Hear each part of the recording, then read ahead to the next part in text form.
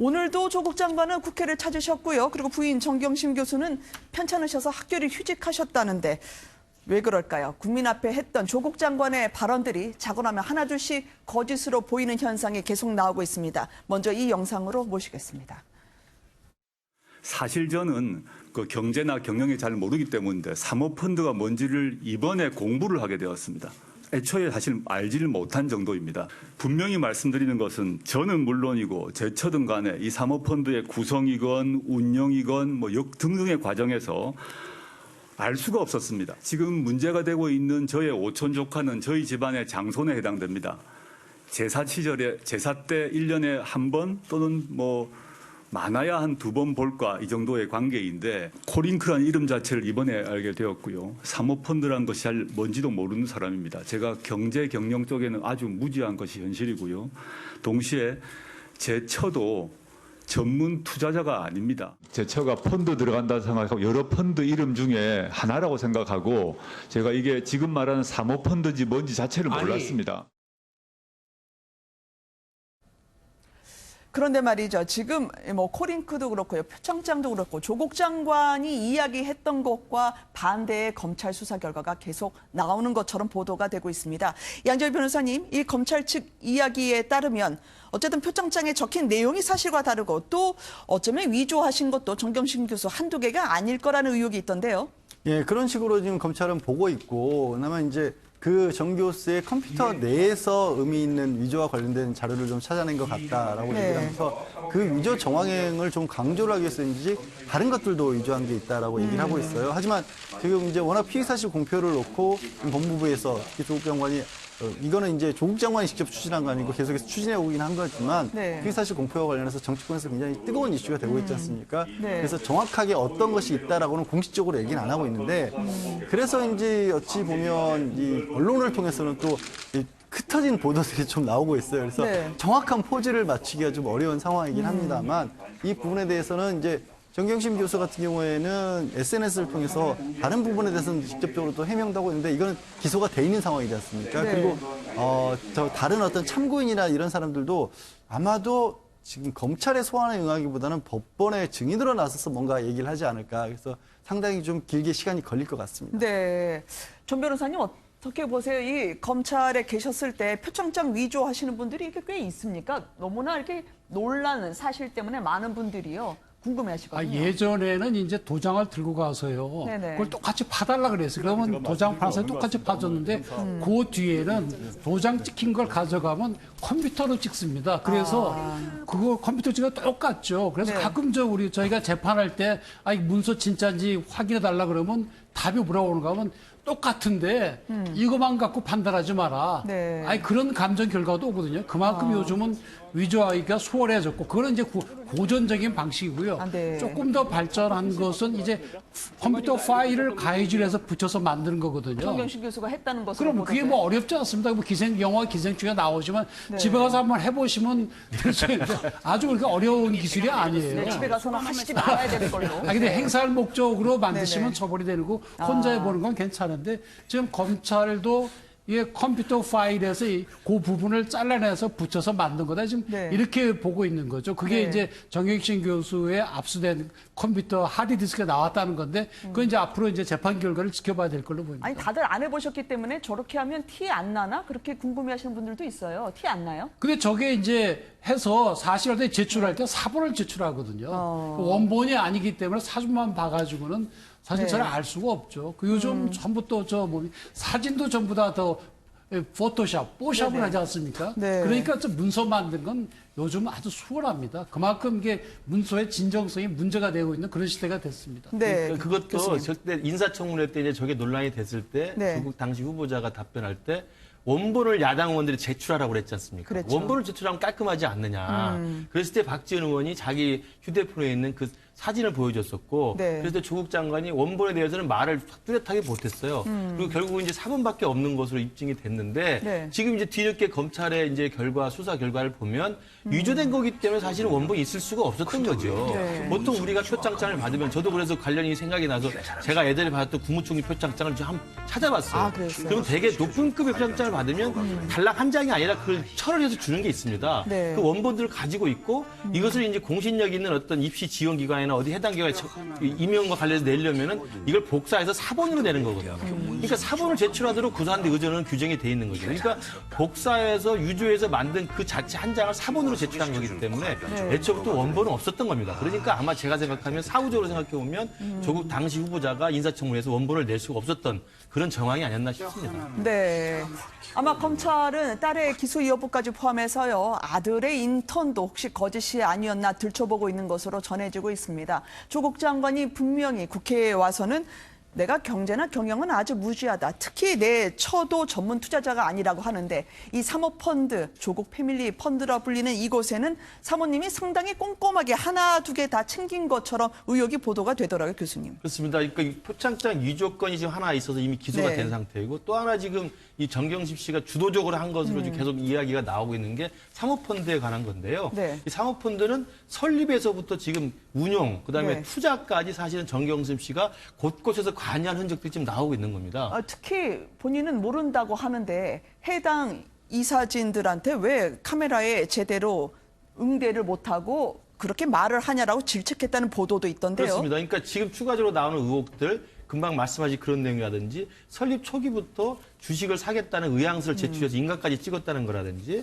그다음에 운영 관련해서 매출에 대해서 이렇게 질타하는 모습이 나와서 네. 그것이 보도된 거라든지 이후 등등의 자금의 흐름을 지금 역추적하더라도 애초에 투자했던 금액들 거의 지금 되돌려받는 듯한 지금 자금의 흐름들도 나오지 않습니까? 네. 이런 걸 보면 지금 검찰의 의혹을 가지고 지금 접근하고 있는 방식은 설립부터 운용까지 그리고 모든 투자 매출과 관련된 수익의 모든 것까지 전 과정을 정경심 씨가 주도적으로 조카인 조모 씨랑 같이 했던 게 아닌가라는 걸로 지금 의혹하고 있고 이 관점에서 본다면 여러 가지 이제 법규 위반이 돼서 이제 또다시 기소될 가능성이 있고 소환될 가능성이 있습니다만 관심의 초점은 이러한 정경심 씨 주도적인 사모펀드에 대한 개입 이 의혹을 조국 당시 장관 후보자 또는 당시 민정수석이 알고 있었느냐, 사전에 인지하고 있었느냐라는 그 부분에 대해서 이제 추가적으로 검찰의 수사는 필요할 것으로 보입니다.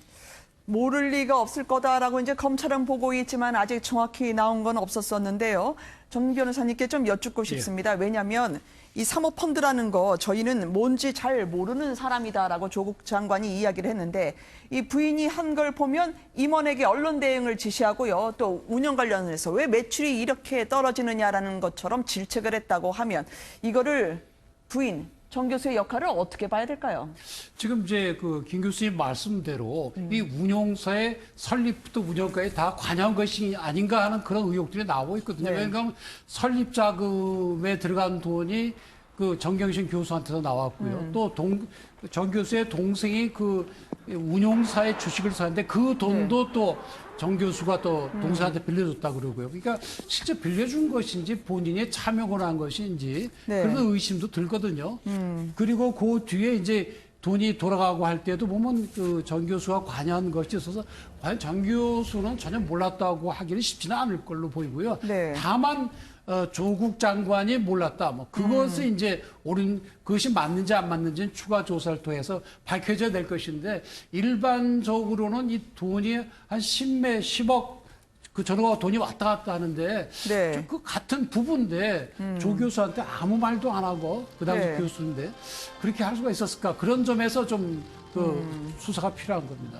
아주 헛갈리는 부분이 있을 수 있는데 이것 때문에 8년 만에 다시 윤석열 총장이 도전하게 된다는 걸 잠시 뒤에 전해드리려고 합니다. 특히 이 펀드 투자대장 알 수 없다고 돼 있습니다라고 조국 장관이 이 청문회 자리에서 더더욱 이야기했던 부분이 있는데요. 그것마저도 허위로 빨리 운영보고서 돌려서 만들어 봐라라고 정 교수가 부인이 얘기했다는 목격담이 있었습니다. 양절 변호사님, 이 또한 조국 장관이 이걸 필요로 하니까 빨리 갖다 달라라고 얘기했다고 하는데요. 이러면 허위로 말을 맞춘 듯한 의혹까지 보태질 수 있거든요. 근데 이제 이런 거죠. 운영보고서라는 것을 단 한 번도 만든 적이 없었다라는 거예요. 근데 청문회에서 필요하니까 조 장관이 정 교수에 얘기를 해서 정 교수가 운영보고서를 만들어 달라고 얘기를 했다라는 건 맞는데 네. 그럼 그 안에 내용 자체가 조 장관이 또 그걸 허위로 만든 것인지는 또 확인이 안 된 겁니다. 그러니까 운영보고서 만들어지지 않았던 것을 청문회에서 제출하기 위해서 만든 건 사실이지만 네. 그 안에 내용이 그러면 거기에 이제 조 장관이 청문회에서 해설한 것처럼 나는 그 운영보고서에 몰랐다라는 것까지 또 거짓말이냐. 이건 또 한 번 더 밝혀야 되는 거고. 네네. 그리고 이제 지금 얘기가 나온 것들은 이 펀드가 결국엔 이제 코링크라고 하는 데가 운용회사잖아요. 그렇죠. 펀드 운용회사인데 펀드 운용회사에 그냥 조국 장관의 돈만 들어가진 않잖아요. 펀드 운용회사가 그 조국 장 운용회사 돈을 가지고 투자를 하는 건 아니지 않습니까? 네. 다른 사람들로부터 이 돈을 받은 다음에 이 투자회사에서 돈을 주는 건데 그 다른 전체 규모가 얼마만큼 되는지, 그다음에 거기서 조국 장관 가족과 관련된 부분이 얼마만큼 되는지, 그리고 네. 거기서 그걸 가지고 그렇게 투자를 해서 지금 이 코링크가 운영했던 펀드가 한 3개 정도 되거든요. 그럼 전체에서는 어떤 일을 한 것인지가 밝혀져야지 네. 사실 이제 그게 불법으로 나갈 수 있는 거거든요. 아직까지 이제 자본시장법에서 불법적인 부분이 직접적으로 나온 거는 이제 좀 이따 아까 말씀하신 것처럼 네. 코링크 자체와 관련돼서 이제 그 조국 장관의 부인이 과연 지분을 가지고 있느냐 이거 하나가 지금 불법으로 좀 들어져 나온 겁니다. 네, 이 검찰이 확보한 증거와 움직임을 보면요, 결국 조국 장관이 함께 있었다라는 것까지 지목하고 싶어하는 것 같은데요. 문제는 말이죠. 아까 사모펀드도 이 관련자에게 일제히 다 정경심 교수 이름 들어간 건 지우라고 지시를 했음에도 불구하고 거기 계신 분들이 좀 수상하다 해서 USB를 갖고 있다가 그걸 또 고스란히 검찰에 제출을 해줬다는 보도가 있더라고요, 교수님. 그렇습니다. 그러니까 코링크로부터 시작된 뭐 WFM이라든지 아니면 뭐 CTLS 뭐 이런 류의 새로운 투자처에 대한 이 투자 관련해서도 네. 이 정경심 씨가 개입했다는 증거들은 사실상 여기저기서 검찰로도 좀 흩어나오고 있는 것 같아요. 금방 말씀 USB도 지금 검찰이 입수했다는 게 나오는 것이고 네. 녹취록도 이야기가 나오고 있습니다. 그래서 그런 것들이 실제로 코링크에 주도적으로 관여했다는 정황하고 또 하나는 청문회 이후에 청문회 과정과 즈음해가지고 네. 증거를 좀 인멸하기 위해서 여러 가지 입을 맞추려고 하는 듯한 네. 그런 정황들도 좀 많이 나오고 있어서 저는 이 정경심 씨가 받고 있는 여러 가지 혐의 중에서 자본시장법 위반이라든지 뭐 배임 횡령 이런 것뿐만 아니라 증거인멸 교사와 관련해서 상당 부분 지금 혐의를 받고 있는데 저는 조국 장관도 마찬가지로 이 코링크 투자 사모펀드 투자와 관련해서 부인 것을 알았든지 몰랐든지 이 부분을 따로 차치한다 하더라도 네. 일단 공직자윤리법 관련해서 혐의를 좀 받고 있는 것이고요. 그다음 공직자윤리법 말고 또 하나 중요한 혐의로 지금 검찰이 수사하고 있을 거라고 예상되는 게 저는 증거인멸 교사 혐의가 있을 거라고 생각합니다. 네. 왜냐하면 지금 이미 알려진 것처럼 그 집사 역할을 했다고 하는 투자증권 회사의 PB, 프라이빗 뱅커라는 사람이 실제로 집에 가서 하드디스크를 바꿔줬을 때 네. 조국 장관하고 만났고 같이 있었다는 사실이 좀 드러나 있고 네. 그다음에 이것들을 가지고 하드디스크를 가지고 나왔던 사실들을 알고 있었기 때문에 증거인멸과 관련된 정황들이 있었다는 것을 충분히 인지하는 상황은 되지 않겠습니까? 근데 그렇다고 한다면 조국 장관이 과연 그 부분에 같이 개입했는지 여부도 좀 초점이 맞춰질 것 같고 네. 결국은 공직자윤리법 관련해서도 조국 장관이냐 아니냐 부인권이 아니냐에 대한 논란이 있다고 합니다만 아까 말씀드린 것처럼 가족 공동체이고 사실은 매일 같이 사는 배우자 아닙니까? 그 배우자와 관련해서 수십억, 10억 이상의 돈이 왔다 갔다 하고 민정수석 당시에 공직자 재산 공개할 때 자기 돈이 다 어떻게 지금 재산이 형성되는지를 다 공개를 했던 거 아니겠습니까? 거기에 사모펀드도 들어가 있었고 그다음에 개인 간 채무도 8억이 또 그때 다 네. 공개가 돼 있었던 거거든요. 그런 걸 본다면 물어봤을 가능성은 저는 충분히 있고 물어보는 게 저는 정상이었을 거라고 생각을 합니다. 네, 윤석열 총장팀은 지금 어쩌면 이 조국 장관에 대해서도 피의자 신분 전환과 동시에 소환을 할 수 있음을 시사하는 것 같습니다. 아직까지는 이게 근데 서로가 운명의 또 건곤일척의 승부가 될 수 있기 때문에 상당히 조심스러울 거거든요. 지금 정 변호사님께 여쭤보고 싶어요. 왜냐하면 지금 추가로 투입된 분이 일명 여의도 저승사자로 불리는 이 자본시장 그리고 증권에 대해서 잘 알고 있는 칼잡이 검사가 투입됐다면서요. 근데 이거는 지금 사실 뭐 정 교수가 그 운용사인 코링크 P의 실제 오너 아니냐 그런 의심뿐만이 아니라 그 운용되는 펀드도 한 3개 되고요. 그 밑에 네. 또 투자 회사들 여러 개가 있는데 그 자금 흐름이 굉장히 복잡합니다. 복잡하고 예를 들어 웰스 CNT 같은 데서는 현금이 10억 넘어 나와갖고 또 네. 정 교수한테 갔던 그 의혹도 있고 하기 때문에 전체적인 흐름을 봐야 이것이 그 전체적 불법인지 아닌지를 파악할 수가 있기 때문에 아마 그 남부지검의 금융전담팀이 도와줘야 실체를 파악할 수 있을 걸로 보입니다. 근데 네. 저는 이번 그 사건을 보면 좀 아쉬운 것이 지금 그 정부 여당은 뭐 이 수사에 관해서 뭔가 흘리면 피사일 공표라고 완전히 죽이겠다고 덤비는데 이렇게 해서는 안 될 걸로 보입니다. 왜 그런가 하면 물론 조국 장관의 그런 인권도 중요하지만 국민의 알 권리도 중요하거든요. 네. 근데 제대로 그 검찰의 수사 내용이 정확하게 안 나오니까 언론마다 추측성 기사가 막 쏟아 나올 수밖에 없고 네. 처벌이 되니 안 되니 그것도 이게 불확실한 기사들이 많아. 이렇게 되면 국민들이 굉장히 혼란스럽거든요. 그래서 검찰은 어느 정도 좀 정리해줄 필요가 있는데 네. 지금 뭐 정부 여당이 눈치를 보고 있는 걸로 보입니다.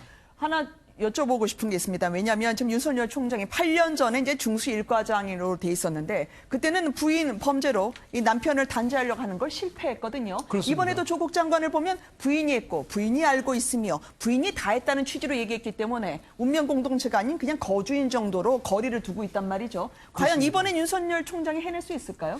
글쎄요, 지난번 이제 그 8년 전 사건의 경우에는 그 원래 공직자는 자기 부인 것도 전부 다 백지 신탁을 해야 되거든요. 네. 근데 부인 걸 안 했다 해가지고 기소를 했는데 대법원 얘기는 아니 부인 보고 하자 그랬는데 안 했으면 그건 어쩔 수 없는 거 아니냐. 자 부인이 잘못한 거를 공직자가 책임질 수는 없지 않냐고 이제 무죄를 했던 것인데 네. 이번의 경우에는 과연 조국 장관이 그렇게 한 것인지 또 실제로 전혀 같은 부부지만 전혀 몰랐던 것인지 아니면 관여한 것이 있는지 또 이것이 이 재산이라는 게 사실 집안의 재산이라는 게 공동재산일 가능성이 높잖아요. 그러니까 이거는 조장한 것이 전혀 아니라고 볼 수 있는 것인지 네. 우선 그런 것이 이제 밝혀져야 될 걸로 보이고요.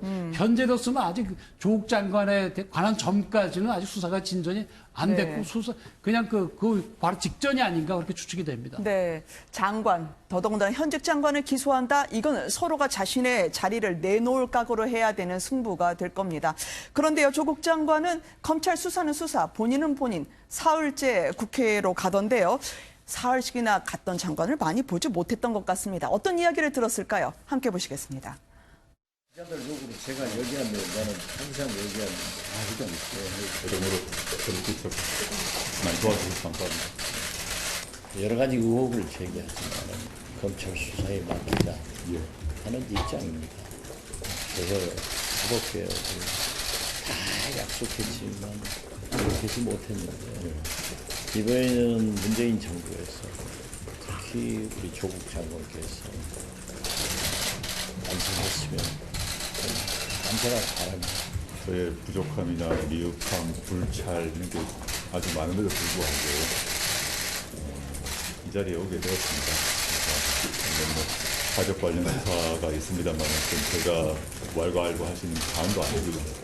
대통령 말씀대로 수사는 수사고 법무부 업무는 업무라서 마음이 무겁습니다만 제가 해야 될 일을 최선을 다해서 해보려고 합니다. 조국 필요성이 국민들 또 문심을 절대 무시해서는 안 됩니다. 우리 생각이 중요한 게 아니라 국민 생각이 중요합니다. 네.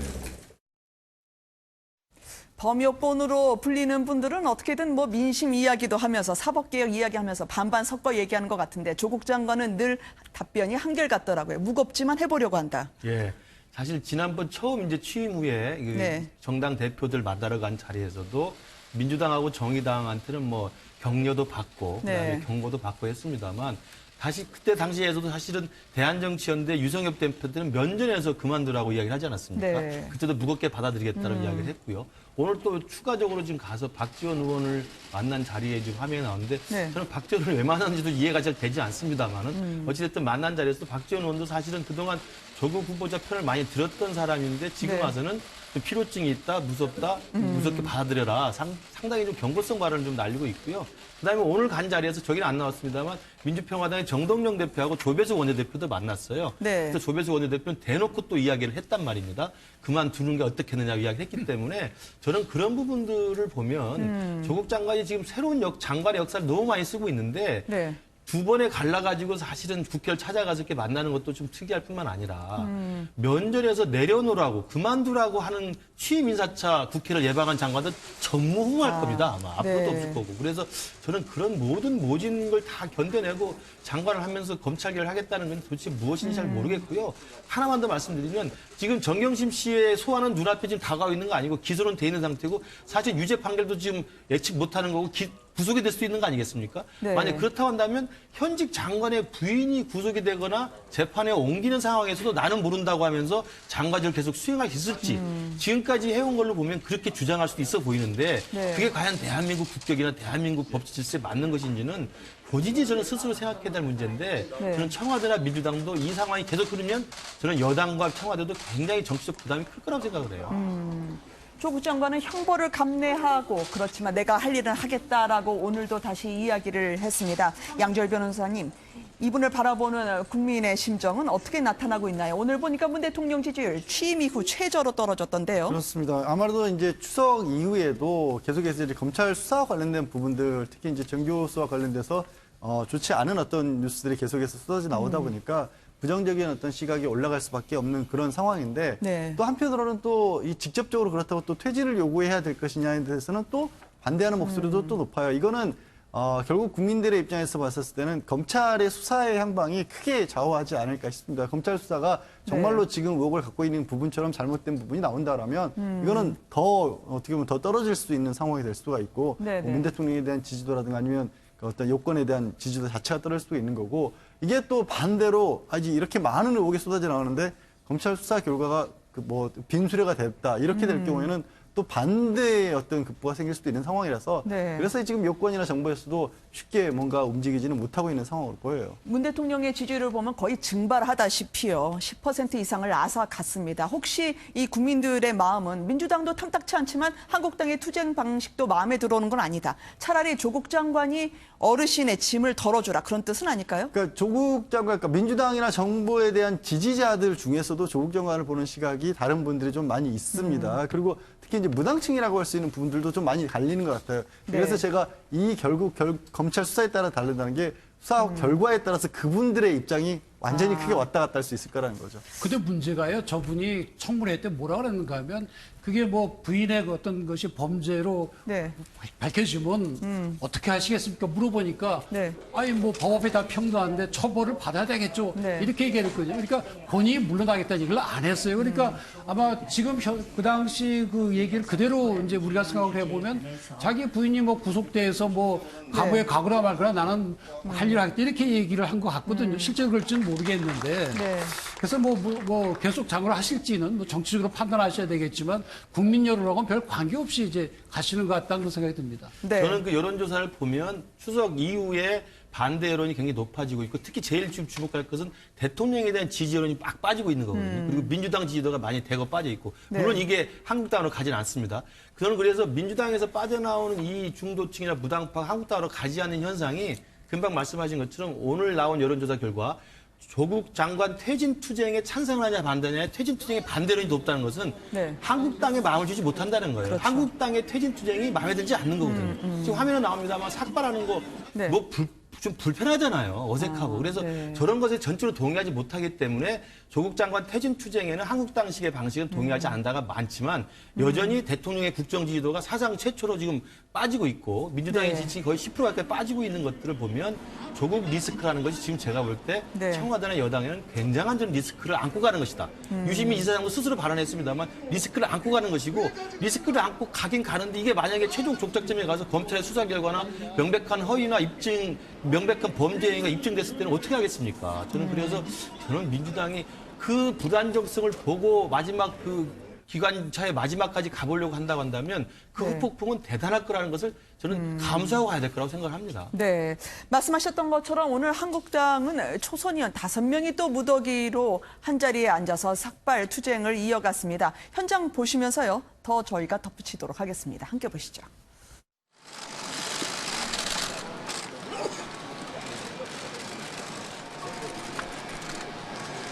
문재인 대통령은 사죄하라! 사죄하라! 사죄하라! 사죄하라! 조국을 파면하라! 파면하라! 파면하라! 파면하라! 다시 한번 일단 내려주십니다. 저희들도 투쟁하고 지역에서도 투쟁하고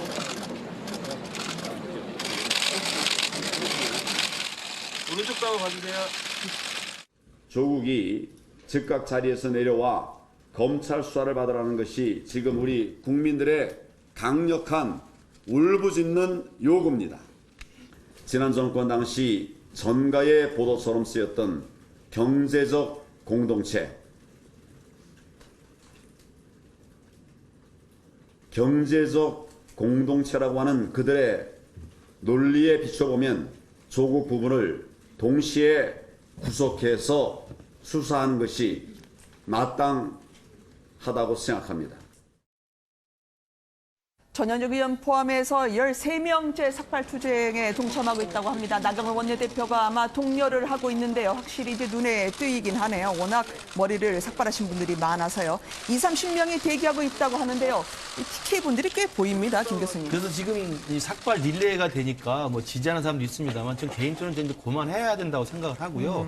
그래서 일각에서 이게 희화될 뿐만 아니라 필요 현상도 있습니다. 그래서 네. 지금 앵커께서 말씀하신 것처럼 삭발하시는 분들이 대부분 탄핵 관련해서 탈당했다가 복당하신 분들이거나 아니면 TK를 연고지로 해서 TK에서 실제로 지금 차기 공천을 받아야 되는 사람들이거나 네네. 차기 공천 경쟁에서 좀 간당간당한 분이라는 소문들이 좀 돌고 있어요. 네, 확인되진 않았지만. 그렇습니다. 근데 이런 네. 얘기까지 제가 하고 싶지는 않지만 어쨌든 그런 오해나 정치적 의도까지 생각할 정도로 지금 삭발 릴레이를 해서 뭐 하겠습니까? 네. 아까 제가 말씀드린 것처럼 조국 장관을 반대하는 여론이 굉장히 많지만 조국 장관 퇴진 투쟁이라고 하는 저런 방식에 동의하지 않는 거거든요. 그래서 저는 말씀드리고 싶은 게 지금 민주당에서는 386 물갈이하겠다, 5 물갈이하겠다 지금 막 새롭게 압도적으로 하는데 오히려 저런 식의 삭발이 아니라 이제 중단하고 오히려 저기 삭발하실 분들이 불출마 선언을 해주는 게 훨씬 나은 거예요. 다선호들 나오셔서 내가 내년 총선 승리와 문재인 정권 심판을 위해서 나 스스로 희생하겠다. 내년은 내가 출마하지 않겠다라고 불출마 선언을 하는 것이 국민들한테 감동과 결기를 보여주는 것이지 머리 깎는 건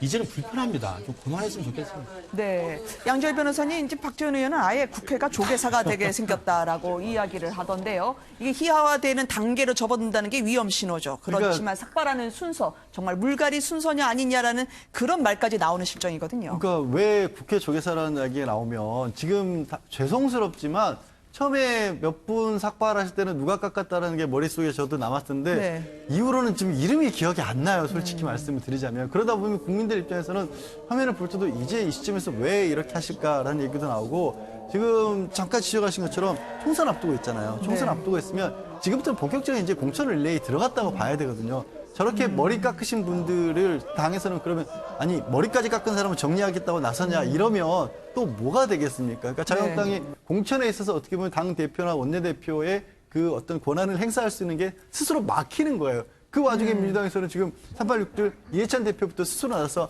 안 나가겠다는 얘기들이 나오고 있으면 이게 그 모습이 그대로 총선에 이어졌다고 봤을 때는 자유한국당이 얻는 것보다는 잃는 게 더 많지 않을까라는 네. 생각이 드네요. 그리고요, 저게 사실은 TK 민심이라고 표현하는 게 맞을지 모르겠습니다만, 그러니까 한국당을 지지하는 또 열성 지지층도 있습니다. 네. 마찬가지로 조국 옹호, 조국 지지를 계속 이렇게 주장했던 또 문재인 정부 또 그 열성 지지층도 있거든요. 그러면 지금 조국 사태를 만들어낸 게 그 문 대통령이 국민 전체를 보지 않고 그 열성 지지층들의 과도한 강경한 주장만 보고 가다가 이렇게 독선 독주로 간다는 거 아닙니까? 네. 똑같이 만약에 한국당이 조국 반대 투쟁을 하더라도 그런 열성 지지층들, 특히 태극기 부대에 열성적으로 나오시는 분들 계세요. 이런 열성 지지층 분위기는 삭발 계속 해야 한다는 겁니다. 저도 페북에 그만하자고 쓰니까 댓글 다신 분들이 네. 계속 해야 한다는 분들이 또 나와요. 그러니까 그런 강경한 분위기가 있습니다. 그러면 지금 한국당 그런 강경한 열성 지지층들의 포획당하는 것보다는 네. 지금 무당파로 나와 있는 문재인 정부 지지하다가 나와 있는 중도층을 끌어안는 좀 더 신선한 방법을 택하는 게 낫거든요. 네. 저는 그런 면에서 이런 한국당을 지지하는 극성 지지층, 열성 지지층들보다는 오히려 중도층을 겨냥한 새로운 방식의 투쟁 전술을 하는 게 좀 낫다고 생각을 합니다. 그러니까 지금 다 삭발해버리면 다음 카드는 뭐 쓸 거냐. 특히 한국당 같은 경우는 인적 쇄신 말만 해놓고 왜 움직임이 없냐라는 이야기가 있었었는데요.